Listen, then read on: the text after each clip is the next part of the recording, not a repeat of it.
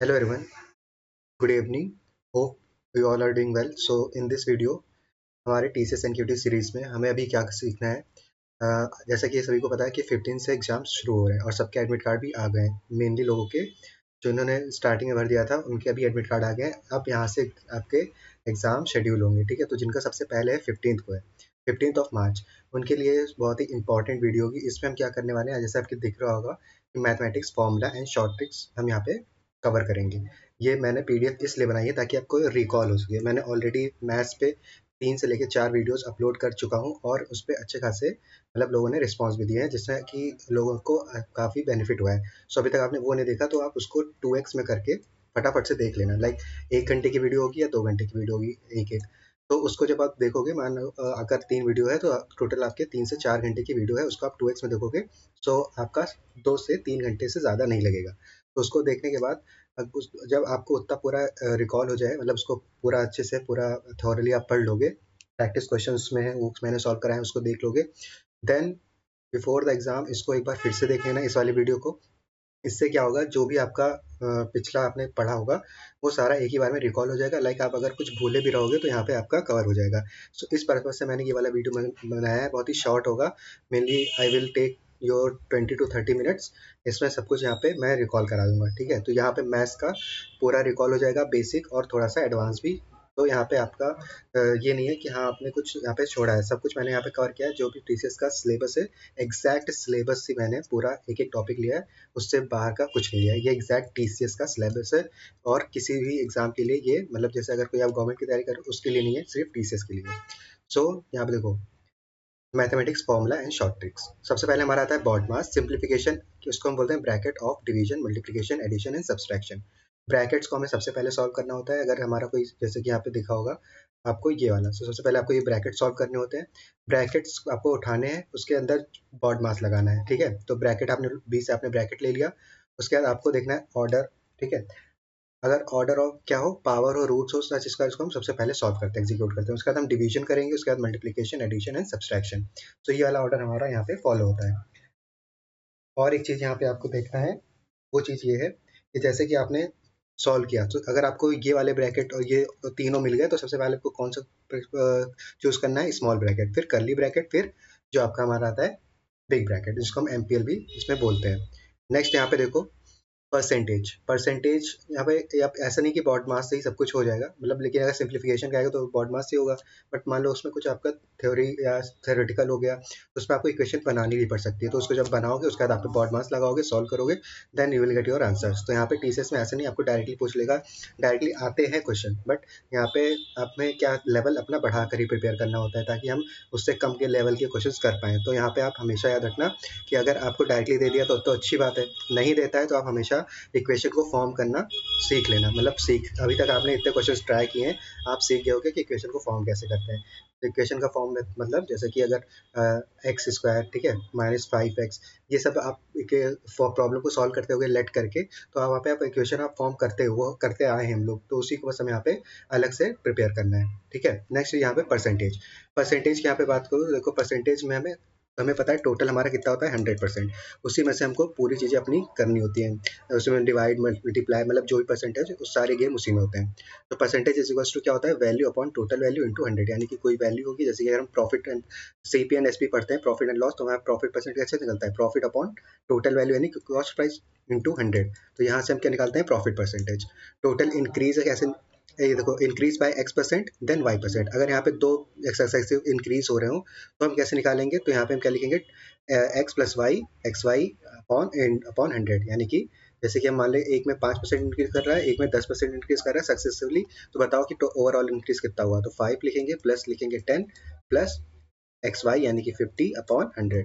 इसको सॉल्व करेंगे तो हमारा 1/2 आएगा, ठीक है। अब यहाँ पे हमारा 15 है, यानी कि 15 पॉइंट, और यहाँ पे 1.0.5, यहाँ पे 15.05 हमारा ओवरऑल प्रॉफिट जो होगा, मतलब इंक्रीज हो जाएगा परसेंटेज।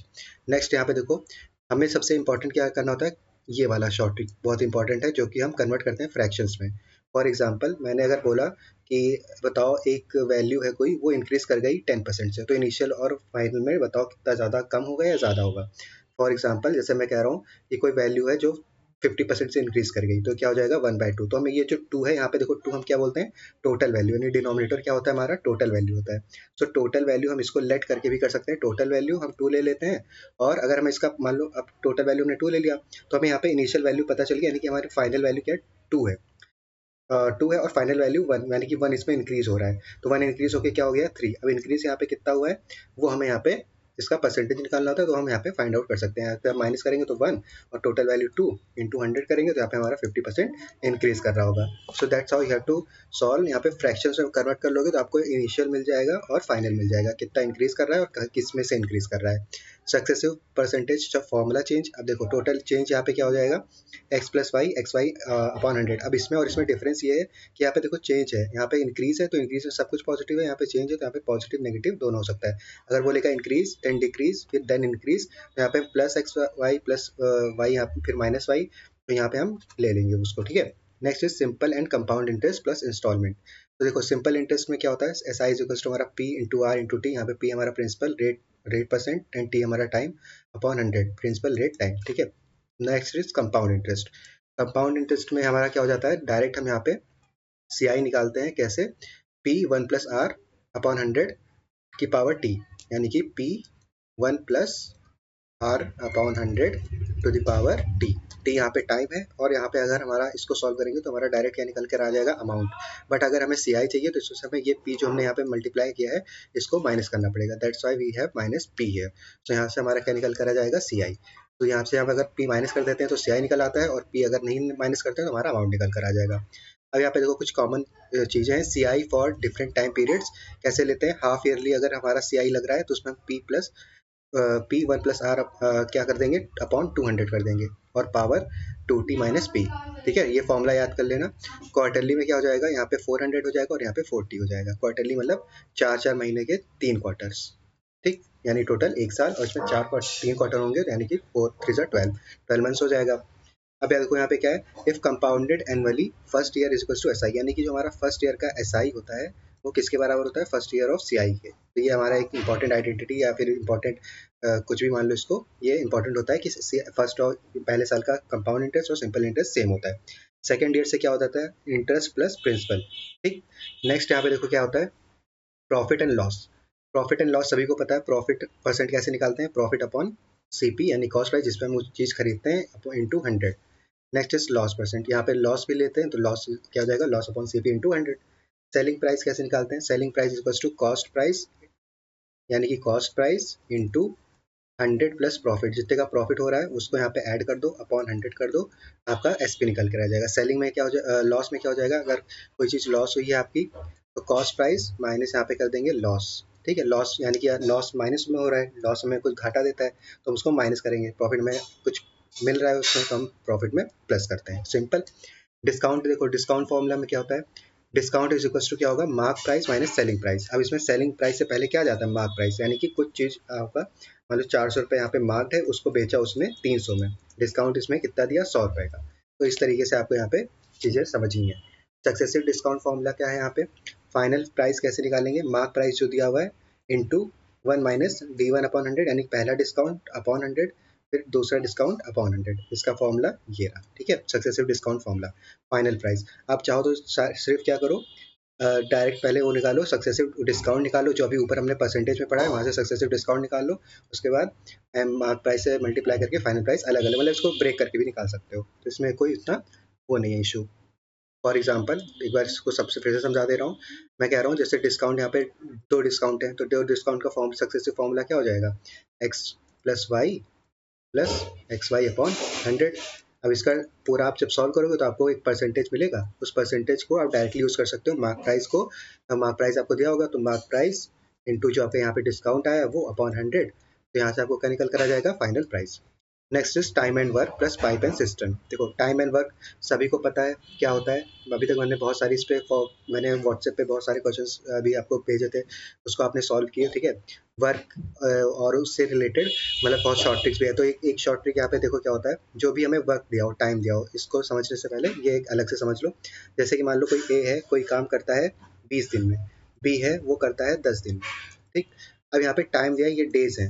अब टोटल वर्क क्या हो जाएगा, टोटल वर्क क्या होता है, टोटल वर्क वो होता है जो पूरा मतलब उसको काम करने में टाइम लगता है, यानी कि टोटल वर्क क्या हो जाएगा,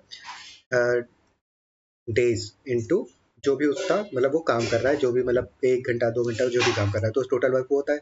अब यहाँ पे कैसे निकालोगे टोटल वर्क? टोटल वर्क निकालने के लिए सिंपली क्या करो, इन दोनों का एलसीएम ले लिया करो, जो भी यहाँ पे टाइम दिया रहा है उसका एलसीएम। यहाँ पे डेज हो सकता है, मंथ्स हो सकता है, आवर्स हो सकते हैं, कुछ भी दिया हो उसका एलसीएम ले लो। तो जैसे यहाँ पे इसका एलसीएम 2 हो जाएगा, सॉरी 20 हो जाएगा। सो अब 20 अगर हो गया तो इसकी एफिशिएंसी हम निकालेंगे। एफिशिएंसी क्या होती है कि कितने रेट से वो काम कर रहे हैं, कितना जल्दी काम कर रहे हैं। तो 20 का अगर दिन लेता है कोई काम करने में, ठीक है, और 20 ही टोटल काम है, तो अगर मतलब टोटल काम 20 है तो किसका एफिशिएंसी क्या हो जाएगा, 1। इसकी एफिशिएंसी क्या हो जाएगी, 2। ठीक, यानी कि 10 दिन में काम खत्म कर रहा है तो इसकी एफिशिएंसी 1 दिन में 2 हो गई है। और यहाँ पे ऐसे समझो कि 20 चेयर बनाने हैं, तो बी अगर दो एक दिन में ये 2 चेयर बनाता है तो 10 दिन में कंप्लीट कर लेगा। डी की एफिशिएंसी, ए की एफिशिएंसी 1 है, एक दिन में 1 चेयर बनाता है, टोटल उसको 20 चेयर बनाएंगे तो 20 लेगा। अब ये दोनों अगर साथ में मिलकर काम करेंगे तो क्या हो जाएगा, ए प्लस बी, यानी कि ये दोनों साथ में, इनकी एफिशिएंसी क्या हो जाएगी, 3, यानी कि 3 जो होंगे चेयर ये बनाएंगे एक दिन में। तो 20 चेयर बनाने हैं और 3 दिन एक दिन में 3 बनाते हैं तो कितने दिन लेंगे, 3 6 18, तो 18 डेज, 6 दिन लेंगे। और 18 के बाद दो जो बच रहे हैं, दो उस 2/3 और करेंगे, तो यहाँ पे हमारा क्या आ जाएगा, जो भी आवर्स, इसको इंटू 60 कर दोगे तो आवर्स आ जाएगा। तो 6 दिन इतने घंटे, इतना ये अपना हमारा सॉल्व हो जाएगा। तो यही मुझे को समझाना था यहाँ पे। अब देखो, वर्क इज इक्वल्स टू क्या होता है हमारा, रेट इंटू टाइम। ये अभी मैंने समझाया। एफिशिएंसी क्या हो जाएगा, 1/टाइम। अब यहाँ पे देखो एफिशिएंसी है, इसको अगर हमें टाइम में बदलना हो क्या कर सकते हैं, इसको एफिशिएंसी अगर हमें निकालनी हो तो जो भी टाइम दिया हो उसका 1 कर दो, तो ये हमारा हो गया एफिशिएंसी। इसका रिवर्स कर दो तो हमारा हो जाएगा टाइम। ठीक है, that's how you have to solve. If A does work in X days, B in Y days, then work together X Y, X plus Y, ये डेज हो जाएगा। अगर ए हमारा एक्स डेज में काम करता है, वाई हमारा बी डेज में काम करता है, तो दोनों साथ में कब तक करेंगे, तो यहाँ पे अगर 2 दिया हो तो X Y upon X plus Y, ये हमारा डेज हो जाएगा। If A is K times more efficient than B, क्या हो जाएगा, A's time is equals to B's time upon K. अभी देखो यहाँ पे हो गया हमारा, फिर से समझो, if A is K times more efficient than B. अब इसको लिखते कैसे हैं, इसको लिखना भी सीख लो, बिकॉज ये काफी कंफ्यूजिंग हो जाता है समटाइम। तो ए इज के टाइम्स, तो ए हमेशा क्या रहेगा, लेफ्ट हैंड साइड रहेगा, और ये जो बोला जाए कितने एफिशिएंट है ये, तो ए क्या हो जाएगा, एफिशिएंसी निकालेंगे तो क्या करेंगे, 20 टाइम अपॉन के। ठीक है, तो इस तरीके से आपको यहाँ पे लिखना है, 20 टाइम ऑफ के। ए is K times more efficient, तो यहाँ पे अगर मान लो मैं बोलूँ ए जो है बी के दो गुना काम करता है, तो ए का काम हो जाएगा ट्वाइस ऑफ बी, मतलब जितना काम 2 दिन में बी करेगा वो अकेला एक दिन में ए कर लेगा। ठीक है, इस तरीके से। पाइप एंड सिस्टम वाले क्वेश्चन में क्या होता है, inlet pipes fill in X hours, तो यहाँ पे क्या हो जाएगा, 1/x पर आवर्स। ठीक है, ये 1/x पर आवर क्या हो जाएगा, इतना ये पाइप फिल करेगा। आउटलेट पाइप में क्या हो जाता है, एम्प्टी जो करता है, तो उसमें हम क्या करेंगे, नेगेटिव में लेंगे, नेगेटिव यानी कि -1/y। फॉर एग्जाम्पल नेटवर्क क्या हो जाएगा, मतलब कि जैसे 1 घंटे में, अब मैं बोलूँ कि अगर कोई 6 घंटे में एक टैंक फिल कर रहा है, ठीक है, और दूसरा पाइप 2 घंटे में उसको खाली कर दे रहा है, तो नेट काम बताओ कितना हो रहा होगा। तो -2 यानी 6 प्लस -2, यानी कि नेट काम कितना हो रहा है एक घंटे में, 4। यानी कि 4, अगर वो 40 लीटर का टैंक होगा तो कितने घंटे लेगा, अपॉन 4 कर देंगे, यानी कि 10 घंटे वो लेगा। बेसिक सा सिंपल सा फंडामेंटल क्वेश्चन होता है ये। उसके बाद इसमें थोड़े बहुत ट्रिक्स और अप्लाई कर देगा तो आपको यहाँ पे सॉल्व करना होगा। तो यहाँ पे देखो नेटवर्क क्या हो जाएगा, 1/x माइनस 1/y। उसके बाद देखो एजेस एंड पार्टनरशिप। देखो अब करंट ईयर क्या है हमारा, if current year age is 5 years, it will always remain 5 years, सबको पता है। If ratio of age is given, assume age is multiple of the ratio. For example अगर यहाँ पे 7x फादर का एज दिया, फादर का 7, फादर और सन का आता है ये क्वेश्चन, तो फादर का एज अगर मान लो 9x है, 9 है, तो और सन का 7 है, इन दोनों का रेशियो का एज इसका सम मान लो 65 दिया हुआ है। तो इसको सॉल्व कैसे करेंगे, इनको क्या करो, रेशियो को 7x प्लस, जो हमारे रेशियो वाला मेथड होता है उसका यूज़ कर लो, 9x प्लस 7x। अब यहाँ पे एक और चीज़ ऐड कर सकता है कि बताओ कि 3 साल बाद इनकी एज क्या होगी, तो यहाँ पे 9x प्लस 3 करो, उसके बाद प्लस 7x प्लस 3 इसमें करो, इसको जब सॉल्व करोगे इक्वल टू कर दो 65 के, यानी कि सम ऑफ एजेस ये दिया हुआ है, 3 साल बाद कितनी एजेस का रेशियो ये दिया हुआ है, तो बताओ इनकी प्रेजेंट एज क्या होगी। तो प्रेजेंट एज हमें एक्स मान ली, तो यहाँ पे हम निकाल सकते हैं। पार्टनरशिप फॉर्मूला, पार्टनरशिप फॉर्मूला अगर आपको लग रहा हो कि बहुत ही कम मैं एक्सप्लेन कर रहा हूँ, ये तो ये रिकॉल वाली वीडियो, मतलब कि आपको रिकॉल करने के लिए। इससे अगर आपको थोड़ा सा डीप में पढ़ना है तो ऑलरेडी मैंने वीडियोस अपलोड कर दिए हैं, वहाँ से आप पढ़ सकते हो। पार्टनरशिप फॉर्मूला, पार्टनरशिप फॉर्मूला क्या होता है, profit is equals too invested into time upon total investment, profit of share. अब देखो प्रॉफिट निकालने का सबसे पहले अब तरीका होता है कि पहले इन्वेस्टमेंट निकाल लो, उसके बाद टोटल इन्वेस्टमेंट में से उसको डिवाइड कर दो तो आपको प्रॉफिट पर शेयर आ जाएगा। बट यहाँ पे डायरेक्ट फॉर्मूला है, प्रॉफिट पर शेयर का मतलब इन्वेस्टेड इनटू टाइम। इसका देखो मैं बताता हूँ, जैसे कि मान लो कोई ए है, एक बिजनेस स्टार्ट किया, 20,000 रुपये लगाया, कितने 20,000 लगाया 1 साल के लिए यानी कि 12 मंथ्स के लिए। उसके बाद 6 महीने बाद क्या आता है, बी आ जाता है। देन वो कितना लगाता है, 3,000 या 30,000 मान लेते हैं, ठीक है। वो कितना लगाएगा, पूरे साल के लिए वो भी इन्वेस्टेड रहता है। फिर 6 महीने बाद यहाँ पे यानी कि 6 मंथ्स के लिए इतने लगाया। तो बताओ कि ए प्रॉफिट मान लो हुआ कि 40,000 का प्रॉफिट हुआ है। अब 40,000 का प्रॉफिट हुआ है, उस पर बताओ कि बी का कितना प्रॉफिट बनेगा। अब इसको कैसे निकालेंगे, इसको सिंपल सा करने का तरीका होता है, 20,000 इंटू 12 कर दो, ये हो गया ए का टोटल प्रॉफिट, मतलब ए का पूरा हो गया इन्वेस्टमेंट, बी का और क्या कर दो, सिक्स है ना, मतलब 6 महीने बाद आया, तो 30,000 इंटू 6 कर दो, वो हो गया पूरा बी का इन्वेस्टमेंट। अब दोनों का यहाँ पे रेशियो ले लो, अब दोनों का रेशियो मिल जाएगा आपको। तो रेशियो यहाँ पे आपका आएगा, फॉर एग्जाम्पल अगर मैं मान लेता हूँ, इसको 10 मान लेते हैं, फॉर एग्जाम्पल 10, ठीक है। अब यहाँ पे अगर मैं इसको सॉल्व करूंगा तो ये 10 कैंसिल आउट हो जाएगा, और यहाँ पे 2:3 का रेशियो आ जाएगा। अब 2:3 का रेशियो अगर आ गया तो 40,000 का अगर प्रॉफिट हुआ है, तो यहाँ पे बी का अगर हमें निकालना हो तो यहाँ हम कैसे निकालेंगे, सिंपली कुछ नहीं करना, 3 ऊपर लिखना है, 5 नीचे, यानी कि इन दोनों का सम +5 इंटू 40,000। इसको जब सॉल्व करोगे तो उतना हमें बी का हमें मिल जाएगा प्रॉफिट। यही चीज़ यहाँ पे हमने फॉर्मूले में रखी है। रेशियो एंड प्रोपोर्शन देखो अब क्या है, रेशियो एंड प्रोपोर्शन में क्या होता है, A upon B is equal to C upon D. अभी किसके बराबर हम लिख सकते हैं, A into D is equal to B into C. इस पर क्वेश्चन आता है, इसको अच्छे से समझ लो, A by B is equal to C by D. ये हमारा, इसको हम कैसे लिख सकते हैं, ए इंटू डी, ये ए डी मतलब A D is equal to B C, simple, ये इसके बराबर होता है, ठीक है। इसका आप यूज़ कर सकते हो इन योर आंसर सॉल्विंग, मतलब जब सॉल्व करोगे अगर कहीं पे ऐसा कुछ आ गया, आपको कुछ फॉर्म करना हुआ, तो आप ये दो कर सकते हो कि ये दोनों का जो क्रॉस मल्टीप्लिकेशन होता है आपस में इक्वल होते हैं, तो इससे हम कुछ अपना फॉर्मूला फॉर्म कर सकते हैं, कुछ अपनी वैल्यूज फाइंड आउट कर सकते हैं। If A B is equal to C D दिया हुआ है, तो A plus C is upon B plus D is equal to क्या हो जाएगा, ए बाय बी। ये कुछ आइडेंटिटीज है, इसको आप याद कर सकते हो।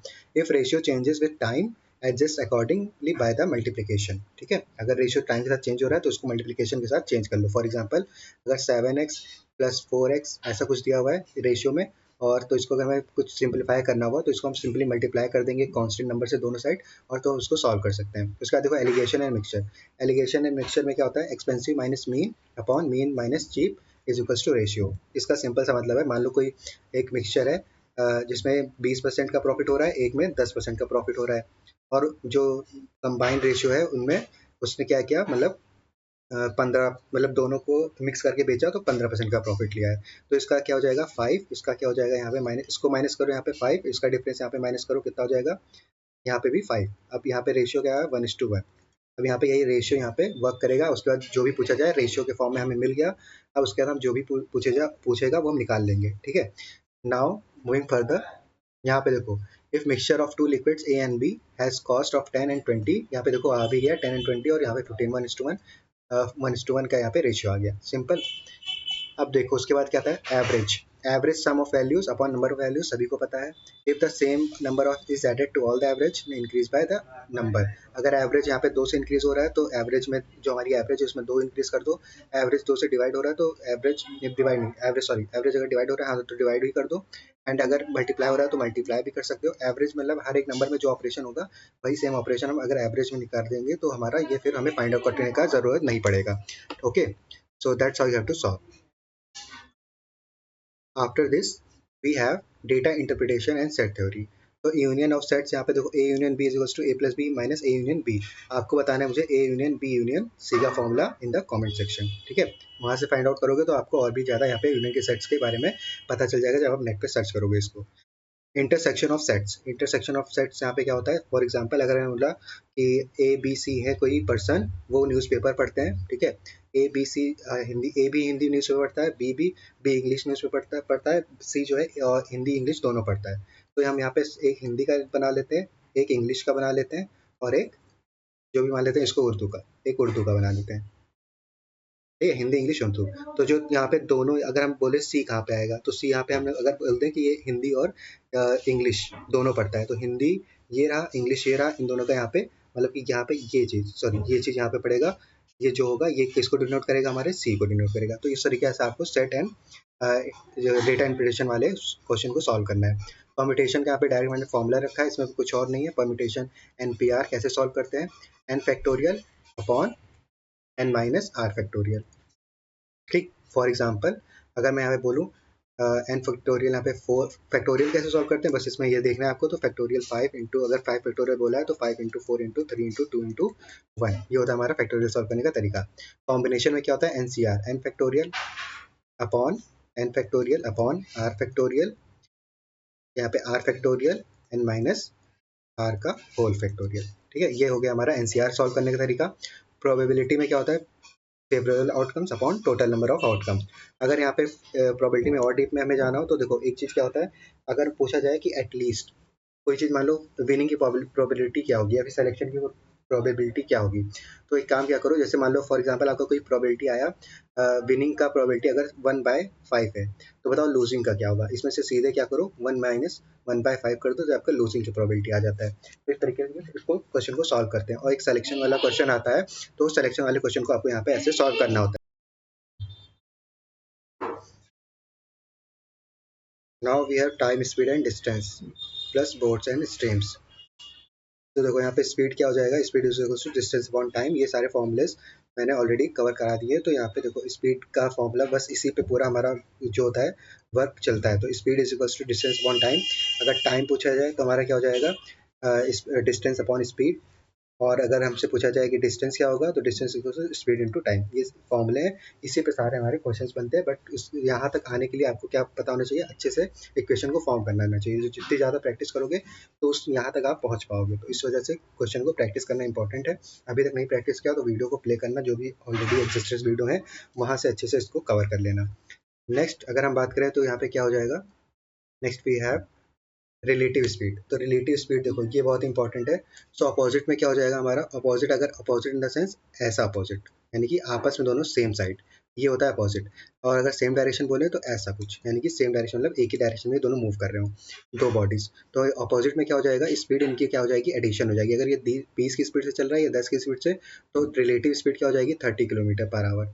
तो 30 किलोमीटर पर आवर स्पीड अगर यहाँ पे हो रही है, तो इसका मतलब क्या होगा, इसका मतलब कि अगर कोई डिस्टेंस यहाँ पे मान लो 600 किलोमीटर का डिस्टेंस कवर करना होगा और ये पूछा जाए कब ये मीट करेंगे, तो सिंपली हमें 30 से डिवाइड करना है और हमें यहाँ पे पता चल जाएगा कि इतने घंटे बाद ये मीट करेंगे।